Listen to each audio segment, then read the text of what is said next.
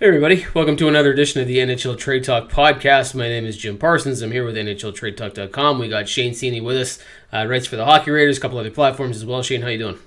I'm good, Jim. How you doing, man? Good. It's just going to be the two of us today. Kevin is not feeling so hot, so he was going to try to be a part of it, but he said he wasn't feeling terribly well, so we're going to go on without him today. But that's going to leave us wide open to do a little back and forth and talk about pretty much whatever we want to for the next couple minutes.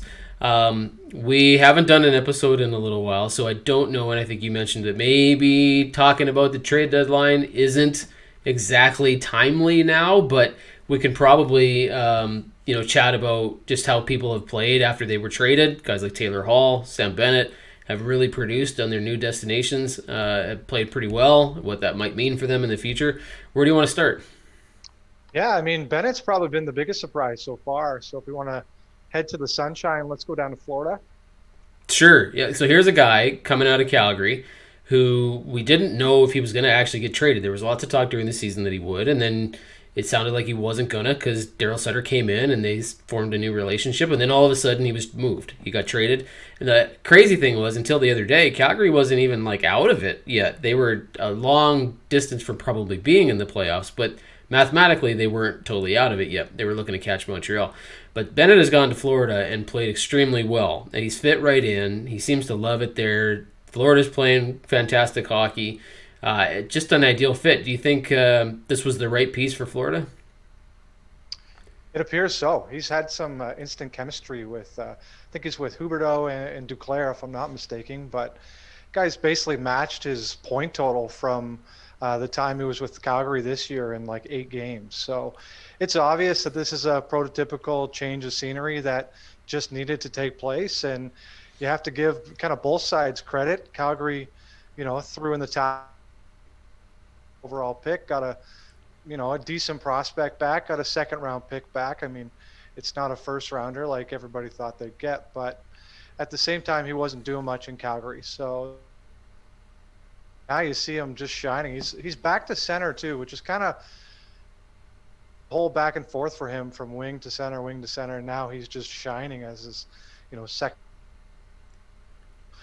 For me, it's nice to see a good guy, and anything you hear about him is that he works hard. So you can't really knock him for that, and it's working out for him in Florida, that's for sure. Yeah, it sure wasn't. Didn't seem like the right fit in Calgary, did it? Now here's a guy who played okay when they were in the playoffs, but didn't do much in the race. There just was a lot of pressure on him, even though they didn't seem to want to give him the opportunities.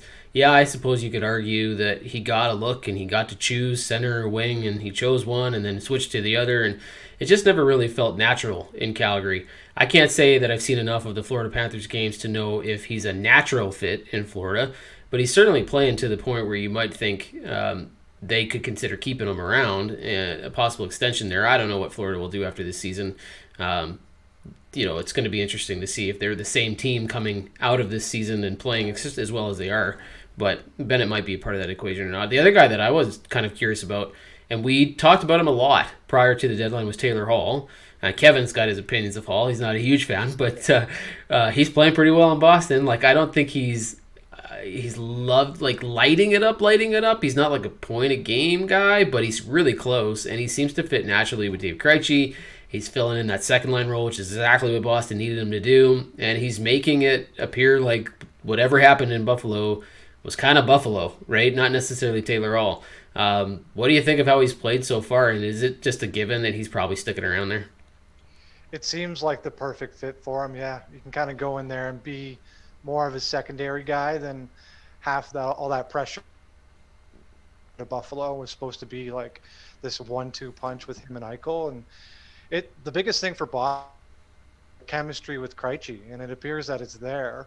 And if they're have two solid first line, is hard to match, and if they have a solid second line now, they're going to be a powerhouse team, and a lot of teams don't want to play them come playoff time just based on their pedigree. So yeah, Kevin's probably not happy about it, but a lot of people are, and Taylor Hall's really, really done well. It's good to see, and yeah, I could think he'd probably sign, I don't know, something around probably a 4 or 5 year deal. And he's not. The thing with Boston too is they got some good contract management there, so he's not going to be making 8-9 million.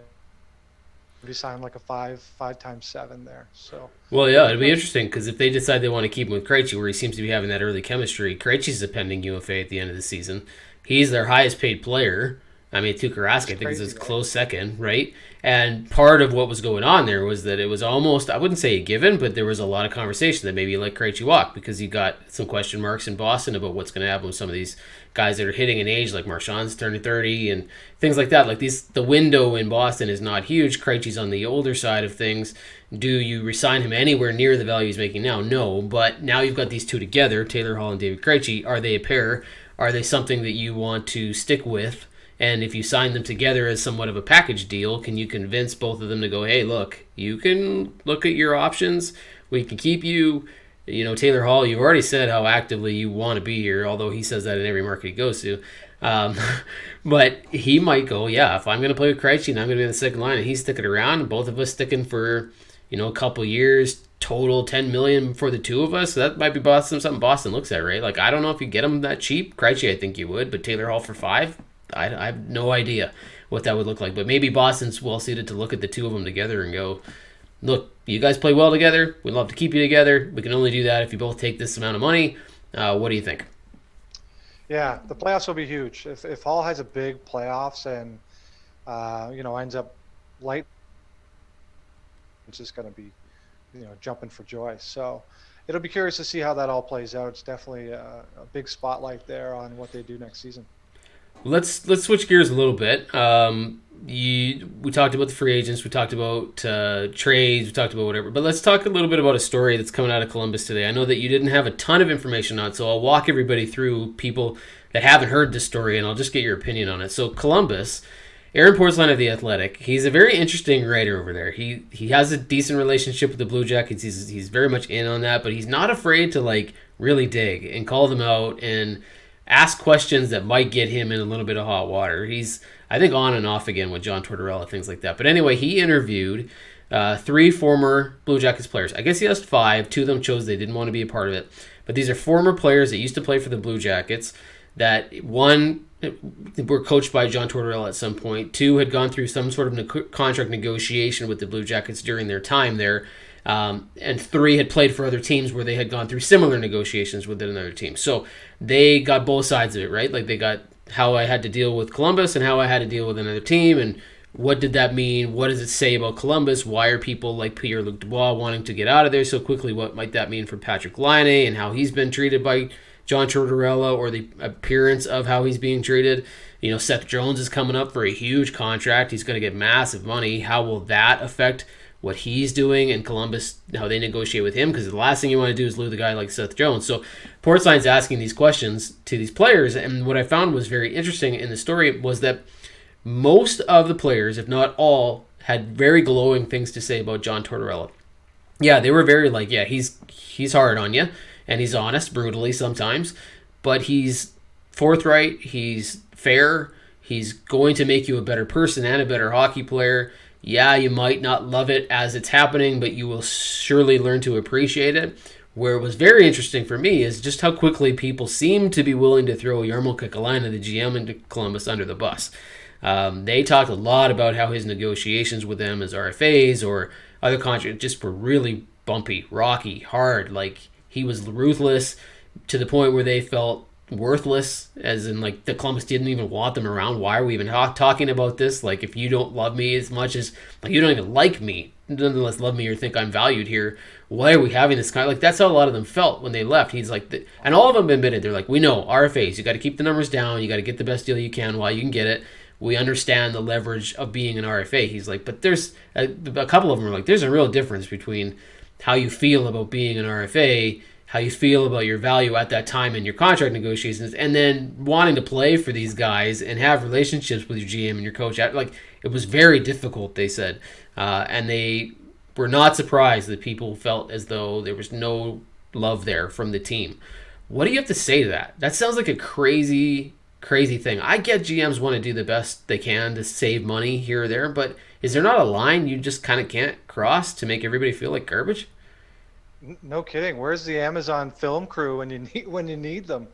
Or when it comes to keeping players. So it seems like the stars are aligning here, but there's always time between the professional and the personal relationship that GMs, coaches, and executives have with players. So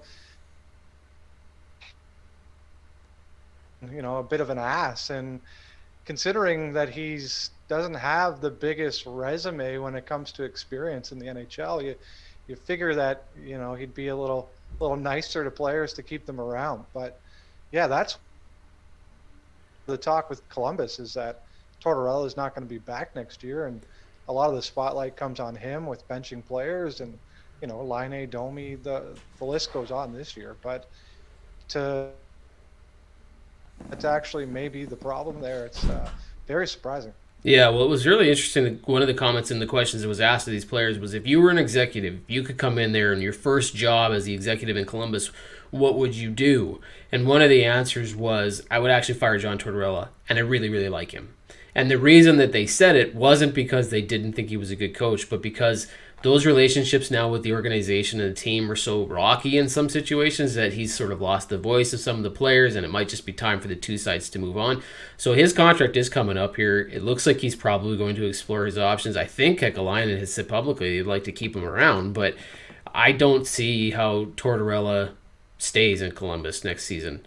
I could be wrong, but this was not a good year. The controversy surrounding the team with Dubois and Laine and Domi and everybody else that has gone on in there, whether that's Tortorella's fault or not, or people aren't responding and players like Max Domi aren't growing up, or Patrick Laine feels entitled, whatever the situation is there, I think it's just time for them to part ways.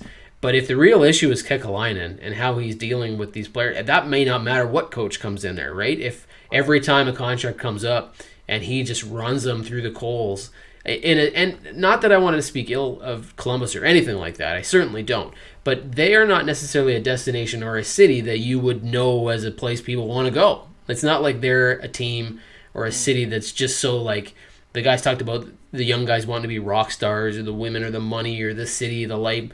There's not much going on in Columbus. No, it's not like it's a bad place to be. And a lot of the guys were like, yeah, it's really actually kind of nice here. Like, you're not stopped until you're like in the second round of the playoffs, and then people want to get your picture. But you can walk into any restaurant and eat. It's nice here. Like, fans do appreciate the hockey, but they're not going to bug you. Like, there's a lot to like about Columbus, but it isn't like a destination. It's not one of those places that people want to go. So if you know that it's not necessarily on the top of your list, and then by the way, you're going to have to deal with a GM who's probably going to beat the crap out of you, when it comes time to talking about your contract. I don't know, man. Like, Tortorella or no Tortorella, the combination of all those factors is like adding up pretty quick. I can't see people being too interested in Columbus. Right. Yeah. It's curious to see what will happen this offseason with.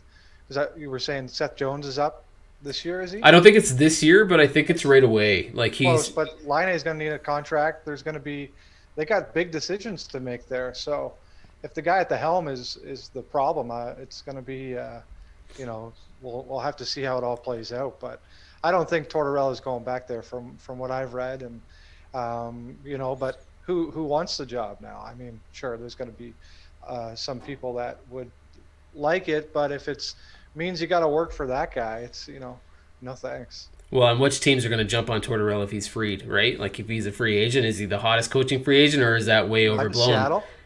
Well, yeah, could you imagine, like, the first coach in that franchise's history becomes John Tortorella? It'd be very, very interesting to see how that goes. Let's switch gears again a little bit. We'd be remiss if we didn't talk about it, because everybody seems to be talking about it. The Connor McDavid race to 100. There's 6 games left in Edmonton. He didn't score a point against what was it, Calgary they played the other night. Or he had 3, but he went pointless the night before. But he's pretty much right on pace for it. He needs a couple big nights against Vancouver tonight, and then Vancouver again tomorrow. But do you think he gets there?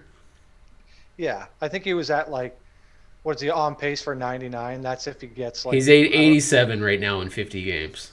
Right. So I mean, he's got a 3-point or a 4-point night in him. I don't know who they play, but I'm sure if they play Ottawa or they play Vancouver. I think they play Vancouver tonight. They play Vancouver tonight and tomorrow. There's no more Ottawa games left, but they do have Montreal on the schedule. teams that he has scored against, right? Right. Regardless, he's going to put up some numbers. So Yeah. I think he gets there. I probably finished with like 101, 102, to be honest. But it's amazing. Like the guy plays at a different speed. His hands are crazy. But just what he can do at the top speed is the kind of the most fascinating thing for me. Like he doesn't have a huge shot. He's not overly physical. His defensive game probably needs a little bit of work, but like the stuff he does at top speed is, I don't know. Like I see Pavel Bure at times. I see Paul.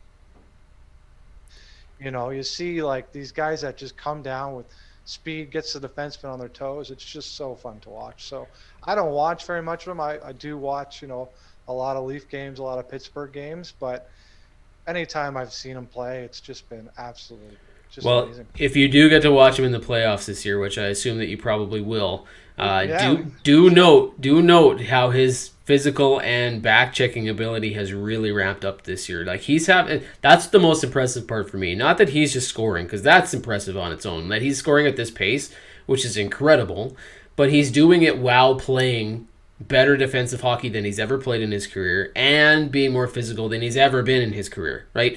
He's rubbing guys out. He's taking a couple cheap shots here and there, and he's given a few of his own. But he's back checking like crazy. He's coming back, turnover. Like he's playing quite well-rounded hockey. Yes, he's always going to be the offensive guy first, and his game is to just wow you with the skill levels that he has. But he's playing really solid hockey. He's never going to be a penalty killer, but he's a good, well-rounded player. He's becoming one anyway. Kind of like they said about Austin Matthews last year.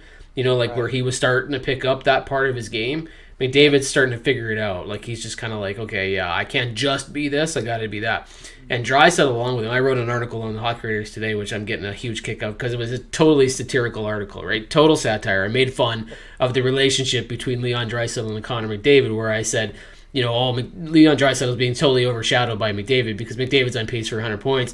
Oh, by the way, Draisaitl's on pace for 119 points in an 82-game season. The best season he's had in 3 years, and he just won the Hart Trophy, right? But nobody's talking about that. Nobody's talking about that at all, right? So I'm like, oh my God, Draisaitl's got to be so mad. He's got to be so upset that he's just being so overshadowed. And I was totally being sarcastic. And the reactions to the article are hilarious because people don't think I was kidding, and I'm getting reamed for it, but it's pretty funny. Like it's pretty good. But you got to marvel at their relationship, right? Like you've got two very different style of players that just fit perfectly together. And without each other, there's no way McDavid's on pace for 100, and there's no way that Draisaitl's on pace for 119 in an 82-game season, right? Like Draisaitl's not even close to the guy below him, but he's not even close to McDavid in terms of standings this year because he's second for points and by a wide margin in second, but not even close to McDavid. Like it's crazy to watch, right? And everybody makes fun of the Oilers because they've got the two guys. Oh, they wouldn't be any good if they didn't have the two guys. Well, I mean, say that about anybody. Say that about Malkin and Crosby in Pittsburgh. Take away a top line of any team. Take away Matthews and Marner in Toronto. Take away... Every team's got a couple guys like that, and it's really the stupidest argument in the world. And they're the perfect guys to play with each other. So I'm with you. I think he gets it, and mostly because I just don't want to bet against him. Like, how do you do that, right? Like, the second you do, he's going to make you look foolish. Oh, for sure. And I like how he just kind of, like, shrugged it off. He's like, oh, I'm not focused on that. I mean, that's what he's supposed to say. You don't want him to say, oh, I'm pushing for 105 points. I don't care where we finish in the standings. Like, he would never say something like that. So when he shrugged the Gretzky comments off, it was like, yeah, you know what? He's supposed to say that. But at the same time, he wants 100 points. Come on, like. Well, they all want him. They all want him to get it too, right? Like Tippett's never going to say that he's going to stack that line or play McDavid and Draisaitl extra minutes when they've already got a playoff spot locked up and they're in second and it's a given. He's not going to, but he's going to play them, right? Draisaitl's going to look for him. Other people are going to want McDavid to get there. Nobody's going to say it, and nobody's going to be like, oh yeah, well we want to. Like realistically, the best thing that could happen for McDavid is he either hits it like in the next 2 or 3 games or he doesn't get close. Because then at least they can make a decision and do the right thing for the hockey team in terms of like don't risk any injuries, don't worry about like play for home ice advantage, but don't do much more than that. Get some other guys in that have been resting for a long time, get your goalie in there, get your young guys in there, get them warmed up to the playoffs. If you're focused too much on McDavid and his 100, you probably are going to be missing some of those things, but at the same time, they're all going to do it. Like there's no way that the rest of that team isn't just yearning for him to get there. Like they all wanted to do it, right? And that's another reason why I was being so satirical in the piece. Is like they all want him to do it. Draisaitl wants him to do it. McDavid wants Draisaitl to have a huge season. Like it's pretty funny when people make the argument, but yeah, it's going to be very interesting to watch. I'm super excited to see if he pulls it off. But tonight, tomorrow. Right, and that was the biggest thing you brought up, the rest, and that was one of the reasons why I don't think Matthews is going to reach 50 goals. Is one is he's got a long way to go still, but two, the Leafs they got a bit of a cushion here, and Keith started to rest guys the last couple of games, so if he gives Matthews a couple nights off, then obviously he's not going to get it. But that's another plateau that's kind of scary when you look at it, is the chance that Matthews might score 50 goals this year. Yeah, that's a huge achievement too. 50 goals in a 56 goal season. Now, of course, it's no Gretzky, And he missed, whatever. missed a couple But games. One yeah, or two at least. yeah. I mean, it's pretty amazing what these guys are doing, and you can't discount the fact that this season is wacky, right? It's Right. just so goofy. Like, yeah, some people will argue, "Oh, they're in a North Division." Well, I don't buy that argument at all because there is some. The North Division is not the weakest division in hockey, regardless of what people say. It's not the strongest, but it's certainly not the weakest. And there's a lot of disadvantages to playing in this environment versus advantages too. So it washes itself out. Yeah, you're playing the same teams. You get used to the guys. Some teams aren't very good. But Toronto struggled against Ottawa, whereas Edmonton just creamed Ottawa. Like, you never know what's going to happen in those games, right? So it's just so hard to say, oh, yeah, well, he's been playing against, like, in the East, what you got New Jersey, Philadelphia, like, teams that are just leaking goals like crazy, right? So the top tier teams, what are you going to say? That all these guys are only getting their points because they're playing these goals against teams that are so bad? I mean, I don't know about that argument, but it'll be interesting because the rest is a thing, right? Like, Yeah. do these players want to play? Do they want to stay warm? Do they want to let other guys in? Like, do they want to achieve some milestones versus, like, you don't want to sit them too long because if they get cold and they walk into the playoffs and they're not as effective, you want to catch these guys on a streak. Like if Matthews goes and he keeps scoring and he gets close to 50, imagine the confidence that dude has going into the playoffs. You start sitting them and you go, well, we're just getting these other guys in. We want you to rest. You sort of take, not that you're ever going to take away Austin Matthews' mojo, but you kind of get where I'm going, right? Like it's not, you don't want to ruin don't break, or what do they say? Don't fix what ain't broken. It ain't broke. Yeah, if it ain't broke, don't fix it. Like, that's the deal, right? Like, so it'll be very, very interesting. All right, well, I'm going to let you choose the last topic. You got anything else you want to chat about before we close her off for the afternoon? Yeah, we'll switch gears to the Penguins. I just I put up a new piece on the Hockey Writers today in regards to 3 burning questions as they head into the playoffs. So first one was Tristan Jarry having a great year. Don't get me wrong, but he's got like 0 playoff experience as a professional goalie. So I think he has like 6 or 7 games, which I know he's got to start somewhere. So it was just a question that I kind of put up there that, if he lets in a couple of weak ones early, it could be some interesting times there. And then another question I had was in regards to their health, which is great. They're waiting on Tanev as well. And then, they haven't played really as a 1A group now that Jeff Carter's been there. So it'll be some work to do for Mike Sullivan in regards to getting that right combination as they head into the playoffs. And then the last piece I did was just the style that the Penguins play. They lead the league in goals scored, but you got to play ugly to win the playoffs. So, do they have that in them? 3-5 years ago they did. So it'll just be curious to see on how they do that. I showcased a game against Boston a few weeks ago where they won 1-0. So it's going to take, efforts like that where not a lot of scoring chances. You keep teams to the outside and kind of just capitalize when you get that one grade A chance. So lots going on with the Penguins and certainly a team that could do a lot of damage come playoff time. Well, they're hot at the right time. They may exactly. be one of the oddest teams in the NHL right now. I wouldn't say you can give all that credit to Jeff Carter, but one minor change at the trade deadline seemed to do a lot of good for them. They're getting Malkin. They were activating Malkin today, right? Isn't that the deal?